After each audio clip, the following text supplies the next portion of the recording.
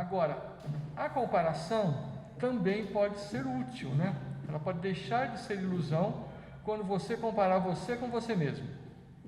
Você comparado com você mesmo pode ser muito útil para o seu desenvolvimento, porque sempre você pode melhorar.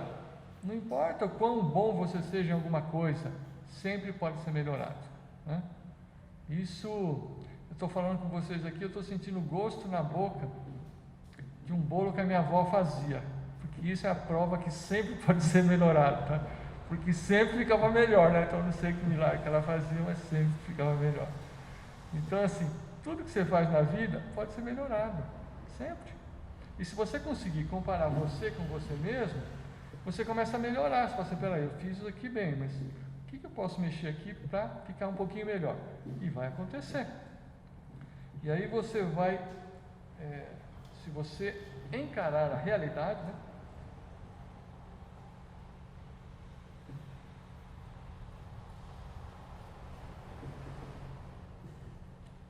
Aceitar que você não é perfeito, você vai poder reconhecer onde você está, sem se recriminar, e aí você vai poder ousar fazer alguma coisa diferente, né? Ter coragem de experimentar alguma coisa diferente para poder melhorar.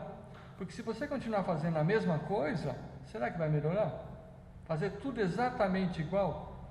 É como eu já ouvi pessoas dizer assim, eu tenho 30 anos de experiência. Fala, pois muito bem, se você tiver feito cada ano de um jeito, então você tem 30 jeitos de fazer isso? Fala, não, eu tenho um jeito de fazer. Então você tem 30 anos repetindo um único jeito de fazer. Isso não é melhorar, gente. Isso não é melhorar. Se você tiver 30 anos de experiência e você considerar que cada um ano você aperfeiçoa, você tem que ter 30 jeitos de fazer aquilo. Não pode ser um jeito repetido 30 anos. Então, se você fizer cada vez diferente, for aperfeiçoando, você vai superar as suas limitações. Quando eu tinha 6 anos de idade, aconteceu uma situação traumática para mim, que foi uma vizinha falou para minha mãe, e eu escutei ela falando, que tal pessoa havia se aposentado. Aí eu perguntei ao meu avô, aí nesse caso é outro avô, o avô lá de pai, que é o Luciano. Falei, vô, o que é aposentar? Ele falou, aposentar é quando a pessoa não precisa mais trabalhar, e ela vai continuar recebendo uma remuneração mesmo sem estar trabalhando. Ah, legal. E esse pessoa aposentou fazendo o que, vô? Ele aposentou servente de pedreiro. Servente de pedreiro. Servente de pedreiro faz o que, vô? Ele ajuda o pedreiro. Ele ajuda o pedreiro. Quantos anos leva a aposentar, vô? 30 anos. Aí isso foi traumático. Como que alguém consegue ficar 30 anos do lado do outro, sem aprender o que o outro faz? Para mim, a cabecinha de uma criança de 6 anos de idade, era impossível alguém ficar 30 anos do lado de alguém, sem aprender o que aquela pessoa faz. Mas eu tenho que conviver com isso. É a minha história, né? Aos 6 anos de idade eu fiquei sabendo que alguém tinha ficado 30 anos ao lado de outra pessoa, trabalhando com ela, e não conseguiu aprender o que ela fazia. Muito bem. Vamos falar então agora de exemplos de níveis de consciência, né? Porque o juízo de valor que a gente faz, ele vai se modificando de acordo com o nível de consciência que a gente esteja. Se você está no nível animal, é só o momento reativo, né? Consciência animal é reação. Se você mexer com o cachorro, ele te morde. Você vê assim, se você tocar a campainha numa casa que tem cachorro, o que o cachorro vai fazer? Vai latir? Será que ele fez isso porque ele quer? É uma reação, tá certo? Então, o estado de consciência animal é reativo. Ele não late porque ele quer, ele late porque ele está reagindo ao ruído, reagindo ao barulho. E tem muitos seres humanos, vamos ser bem realistas, né? A maioria da população mundial é reativa. Ela só reage, ela não age, ela não responde, ela reage. Aí o cara está lá aposentando como servente de pedreiro, porque ele foi um cara reativo a vida inteira, ele ele não fez nada para melhorar, né? Ele não tomou uma atitude para melhorar, ele apenas reagiu, né? Pois, muito bem, o próximo nível é o nível das massas, né? Que é todo mundo vai para não é só, se você olhar pela internet mesmo, se o pessoal começar a curtir uma coisa, um montão de gente curte aquilo, nem sabe o que está curtindo, mas vai lá e curte, né? Então, se está na moda usar uma roupa de um jeito, um monte de gente usa a roupa daquele jeito, usa a cor daquele jeito, e assim vai. São os modismos, né? Essa faixa aqui é a faixa onde estão os paradigmas. Ai meu Deus, o que é paradigma? Paradigmas são conjuntos de crenças que o nosso cérebro processa como se fossem realidades. Então, por exemplo, até pouco tempo atrás, o paradigma de fotografia era você bater uma foto com uma máquina fotográfica e levar em algum lugar que a pessoa ia transformar aquilo numa imagem no papel, impressa no papel, num papel brilhante. Então, o paradigma de fotos era esse. Só que esse paradigma mudou. Quem que você conhece hoje que vai imprimir foto em papel? Pode ter alguém que faça isso, mas é próximo de zero, né? Qual que é o paradigma de foto hoje? Onde estão as fotos para a gente ver? Na internet, né? Digital. Aí fica lá nos Facebook da vida, sei lá, no Instagram, em outro lugar, para ver foto, vai lá. Para a vovó ver a foto do netinho, foi bom, né? Não precisa mais, pronto, já pode olhar lá, tirou a foto agora, daqui a pouquinho já está vendo. Então tem suas vantagens. Então veja assim, por que eu estou mostrando esse exemplo? Porque os paradigmas, eles são mutáveis, eles estão sempre mudando, né? Então a gente precisa estar atento e não ficar preso num paradigma obsoleto.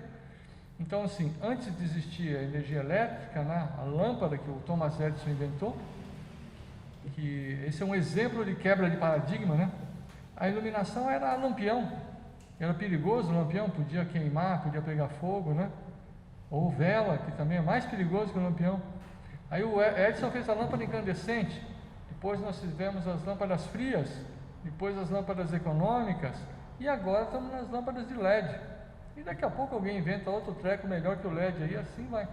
Então a gente precisa perceber que os paradigmas mudam para a gente sair dessa faixa das massas. Senão você fica no rebanho, né? Vai todo mundo para um lado, você vai todo mundo para o outro, você vai. Aquele movimento de cardume, sabe como que mexe peixe, que vai tudo junto? Gado, isso aí, mesma coisa. Aí nós temos o próximo passo, que é das aspirações, que é quando você aspira a modificar alguma coisa. Você quer melhorar. Fala, peraí, não que a sua vida esteja ruim, mas pode melhorar? Eu quero melhorar, eu quero estudar, eu quero me desenvolver. E aí, muitas vezes, a pessoa pensa em aspiração, em melhorar, não necessariamente quer dizer fazer um curso acadêmico. Pode ser que sim, mas não obrigatoriamente. Pode ser ler, pode ser estudar, pode ser conviver, aprender com outras pessoas, né? Quando eu era adolescente, né, eu trabalhava numa gráfica, e lá tinha um indivíduo que era o ajudante geral, o aprendiz, o meio oficial, oficial e mestre oficial. Eram estágios da mesma profissão, né? Então o cara ia começar como aprendiz, depois ele ia se tornar meio oficial naquele ofício, depois ele ia se tornar oficial, e depois ele ia se tornar mestre, aquele que conduz outros oficiais daquela profissão. É uma coisa bonita, mas hoje em dia eu não escuto mais falar disso. Mas eu achava muito bonito isso. Saber que as pessoas conseguiam se aperfeiçoar num ofício, né? Numa profissão que fosse. Esse já é fase de aspiração, né? Você querer melhorar em alguma coisa já é aspiração. Aí nós vamos ter a fase individual. Você perceber que você é único. A maioria da população nunca chegou nisso, gente. Nunca percebeu que é único. Nunca percebeu que você é único, nunca existiu outro você e nunca vai existir depois. Você é único. Essa tua existência é única. Aí você pode falar assim, não, mas me falaram que tem reencarnação e tal. Sei. Mas cada vez que você nascer, se é que isso vai acontecer, é única. Não vai ter como. Você não vai lembrar do que aconteceu antes, nem depois. Então cada vez é única. E cada vez que você viver essa experiência, ela vai ser única.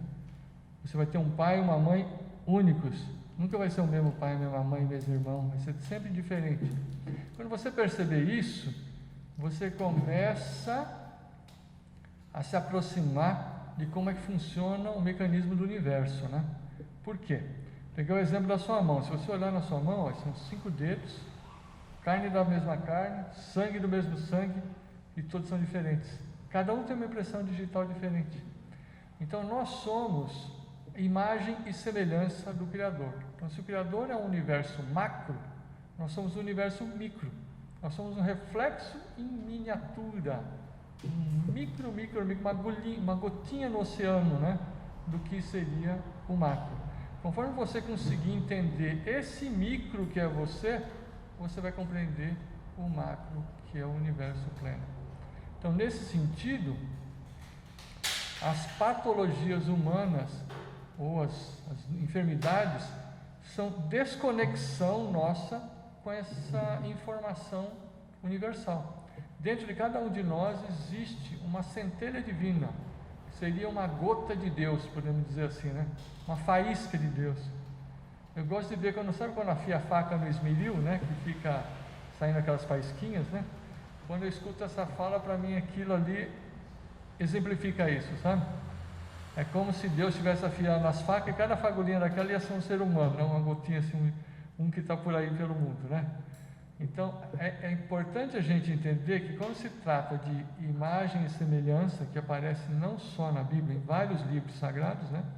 Ela está se referindo à universalidade que existe em todos nós, a essa semelhança, a essa capacidade de criar. O ser humano cria o seu próprio universo, a sua vida foi criada por você. Você tem 2 irmãos da mesma família, filho do mesmo pai, da mesma mãe, teve a mesma educação, comeu a mesma comida, um segue um caminho, outro segue outro. Como é que pode? Se você vê, vou dar um exemplo aqui do Brasil, hein? O chefe do PCC, Marcola, ele não é de família de bandido, ele é o único bandido da família dele. Todos os outros são pessoas de bem. O pai, a mãe, os irmãos, todos são pessoas honestas e trabalhadoras. Mas ele é bandido. Percebe que é uma questão individual? Você fala, não, ele aprendeu com o pai e com a mãe. Esse aí não. Pode ser que outros aprendam, né? Mas esse caso especificamente não é. Tá? Isso, fala, é estranho, né? Mas você vê que é o livre-arbítrio mesmo, exercício do livre-arbítrio. Fora o íntimo dele, a pessoa é daquele jeito, né? Ele é um cara inteligentíssimo, né? A última vez que eu ouvi falar, ele já tinha lido 3.000 livros, né? Então, um cara que lê muito, fala muito pouco e tem um poder imenso sobre as outras pessoas, né? Então, você vê que a inteligência não garante bondade, né? A pessoa pode usar a inteligência para o bem ou para o mal, depende de cada um. Muito bem, aí vamos à disciplina. A disciplina, que é o próximo estágio, é quando você assume o controle sobre você mesmo. Que a maioria das pessoas fala, eu faço o que eu quero. Aí o que você fez? Eu comi um monte de coisa que me fez mal. Então você fez o que você quis? Você fez o que seu estômago quis, teu fígado, sei lá, quem que quis isso aí, né? Então quando você tem a disciplina, você consegue discernir. Você pode falar assim, olha, eu gosto desse alimento aí, mas o efeito que ele traz no meu corpo, eu não quero. Então eu vou abrir mão de comer esse alimento e vou comer um outro, que me traga um retorno melhor para o meu corpo, né? Isso é disciplina, isso é você tendo o controle seu. É como você fazer uma atividade física e você procurar alguma atividade, é claro, que não precisa ser uma tortura, né? Mas você se propor e cumprir isso, de ter uma atividade, manter o seu corpo em movimento. É isso que vai te dar saúde quando a idade vai chegando, né? Eu já trabalhei muito tempo ligado à fisioterapia, né? Tinha sócios fisioterapeutas. Meu sócio me falou várias vezes, a coisa mais importante a ser trabalhado são as pernas. Eu falei, por que as pernas? Ele falou, porque enquanto você tem a perna forte, você tem autonomia, né? Você vai para onde você quiser. Até se a sua mão não estiver muito forte, dá para arrumar, né? Mas se você tiver a mão forte e a perna fraca, você vai depender sempre de alguém, de um apoio, de um instrumento, né? Então, trabalha as pernas. Agora, a gente não precisa esperar a perna ficar fraca para ir fazer fisioterapia, gente. A gente pode fazer antes, né? Se eu fazer antes de ficar fraca, para eu ter a perna boa a vida toda, né? Então, a gente não precisa esperar acontecer uma coisa desagradável para a gente tomar uma atitude. A gente pode tomar atitude antes. Isso é a disciplina, né? Ai, mas eu detesto esporte. Então, mas aí não é questão nem de gostar ou de não gostar, é de você ter ou não ter autonomia, você ter disciplina. A próxima nível é o nível da experiência, que vem depois da disciplina, que é você conseguir cumprir as disciplinas que você decidiu, colher os resultados, e aí você vai ter a experiência de quais são as consequências daquelas suas escolhas, né? O que acontece se você fizer uma atividade física, né? Por exemplo, eu conheço pessoa que não gosta de academia e faz dança de salão, vai muito bem, obrigado, tem um condicionamento físico fabuloso, dançando, tá? Não é obrigado você ficar fazendo força ou jogando futebol, sabe? Tem vários jeitos de fazer. Mas o importante é a pessoa chegar nesse nível da experiência, ela conseguir ter o resultado. Falar, eu consigo ter o resultado que eu estou procurando. E aí nós vamos para o próximo nível, que é o nível da mestria, né?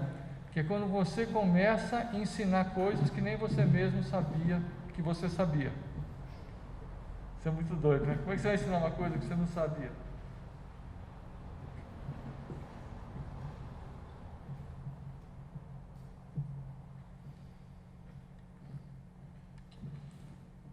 Quem leciona sabe que isso acontece. Quem leciona sabe que isso acontece. Às vezes você prepara uma aula de um jeito tal. Na hora que você vai ministrar a aula, vem outras ideias, outras analogias, outro jeito de explicar. Você fala, pô, mas é diferente do que eu tinha planejado, mas também ficou bom.